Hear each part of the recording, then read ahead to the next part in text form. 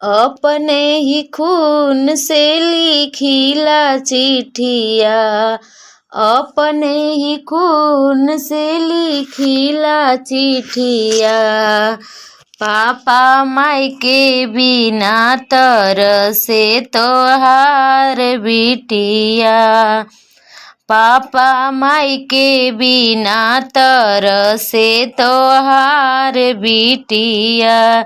सास मोर नाही ससुर मोर नाही, जेठनी देखावे बड़ी बड़ी अखिया, जेठनी देखावे बड़ी बड़ी अखिया।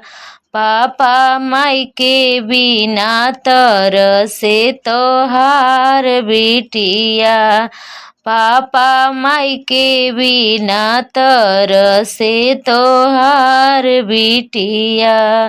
अपने ही खून से लिखेली चिट्ठिया, अपने ही खून से लिखेली चिट्ठिया। पापा माई के बिना तरसे तोहार बिटिया।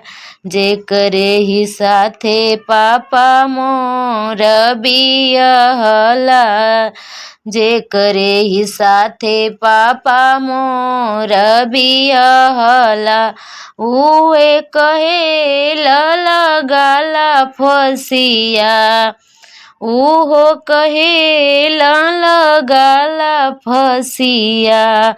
पापा माई के बिना तरसे तोहार बिटिया, पापा माई के बिना तरसे तोहार बिटिया।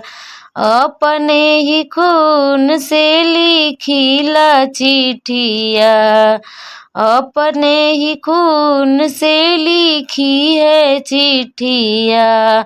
पापा माई के बिना तरसे तोहार बिटिया, पापा माई के बिना तरसे तोहार बिटिया।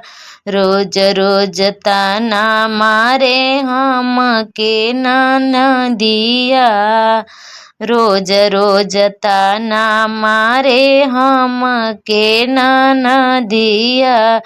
कैसे कसही हजार बतिया, कैसे कसही हजार बतिया। पापा माई के बिना तरसे तोहार बिटिया, पापा माई के बिना तरसे तोहार बिटिया। अरे कैसे कसही हजार बतिया, अरे कैसे कसही हजार बतिया। पापा माई के बिना तरसे तोहार बिटिया। अपने ही खून से लिखी है चिट्ठिया, अपने ही खून से लिखी है चिट्ठिया। पापा माई के बिना तरसे तोहार बिटिया। जल्दी से पापा हमें लिहा बोलाई, जल्दी से पापा हमें लिहा बोलाई।